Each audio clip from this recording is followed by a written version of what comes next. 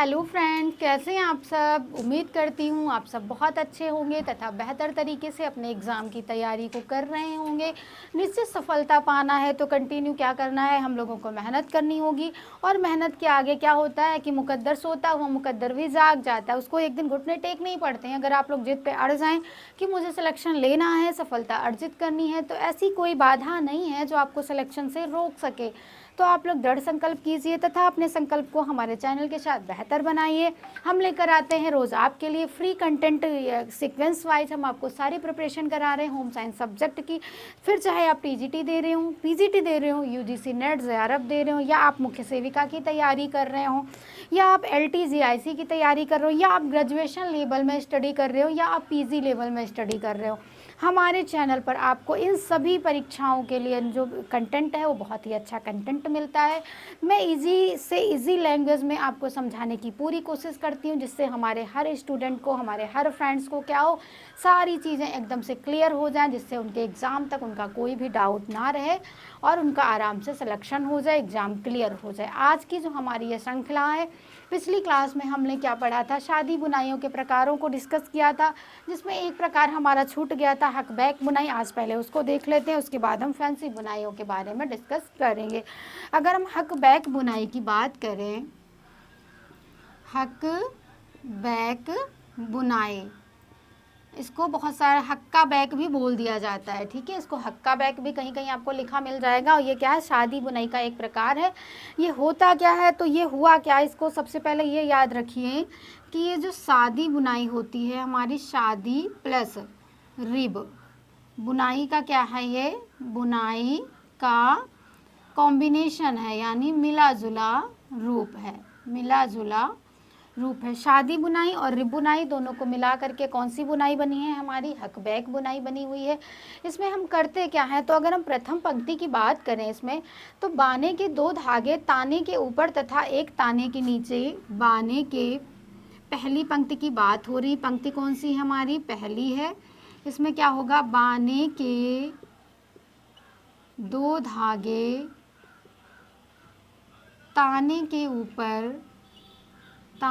ऊपर तथा एक धागा ताने के नीचे से जाता है। क्या है कि जो प्रथम पंक्ति है, बाने के 2 धागे ताने के ऊपर तथा एक धागा ताने के नीचे से जाता है।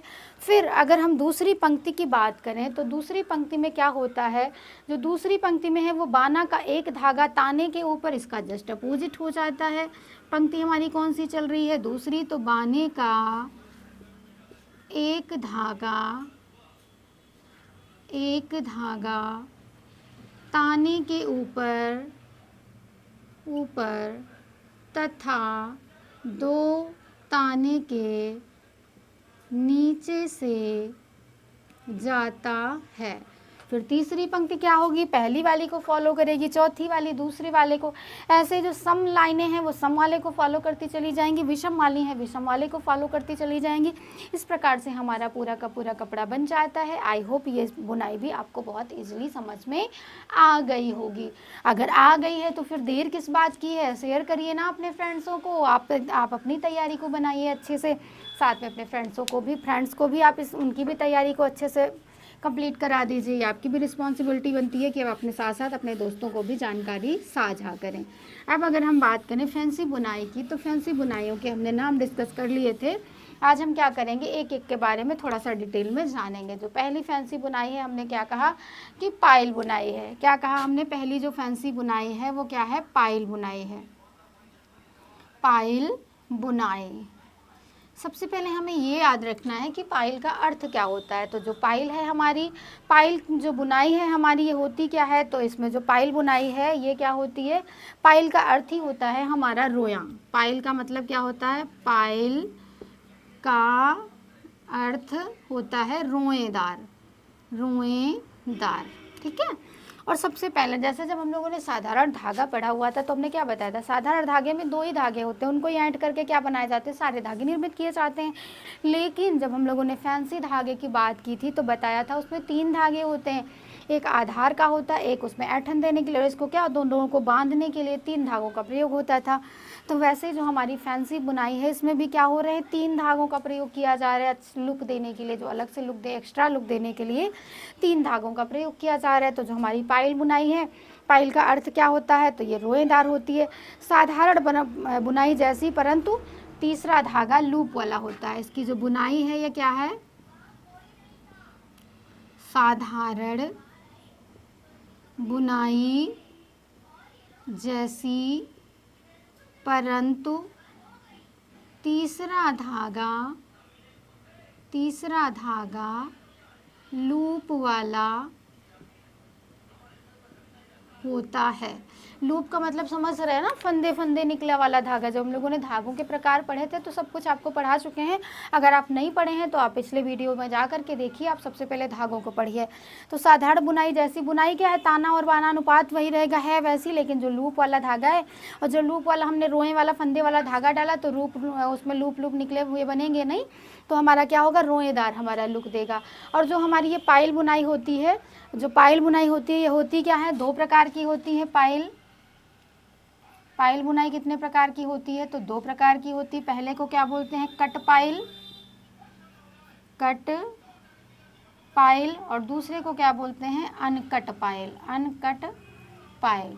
जैसे कुछ हम लोग टॉवल वगैरह लेते हैं तो क्या करते हैं, देखते हैं उसमें फंदे फंदे वाले ही हमको मिल जाते हैं रोए, कुछ में क्या होता है एकदम कटे कटे होते रोए जैसे, तो जिनको काट दिया जाता है फंदों को, लूपों को, वो क्या कहलाती है, हमारी कट पायल कहलाती है। जिनको नहीं काटा जाता, ऐसे ऐसे रोए हमको दिखते हैं, ऐसे ऐसे फंदे टाइप से, तो उनको क्या बोला जाता है, अनकट पायल बोला जाता है। आई होप ये दोनों चीज़ें आपको क्या हो गई होंगी, क्लियर हो गई हो। आप लोगों ने एक नाम सुना होगा वेलवेट और कॉर्ड्यूराई का, है ना। तो वेलवेट और कॉर्ड्यूराई भी क्या है, पायल बुनाई के ही बुने कपड़ों का उदाहरण है। अगर हम लोग अगली बुनाई की बात करें तो जो अगली बुनाई है हमारी,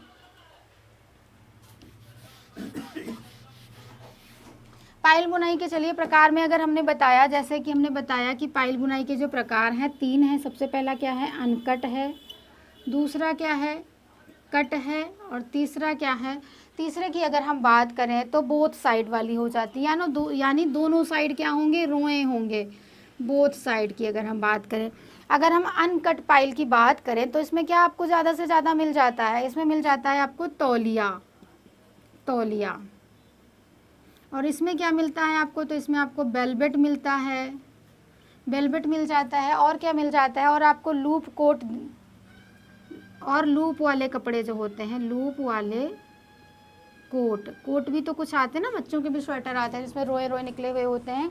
अगर हम तीसरे की बात करें तो ये 2 साइड होता है, ये इसमें होगा क्या, कट प्लस अनकट दोनों होते हैं, या तो कटा वाला भी हो सकता है या अनकट भी हो सकता है, लेकिन इसमें बोथ साइड का मतलब ये क्या हो गया, इधर भी रोया है और इधर भी रोया है। जब दोनों साइड हमारा रोया है तो हमारी कौन सी पायल हो गई, बोथ साइड पायल हो गई।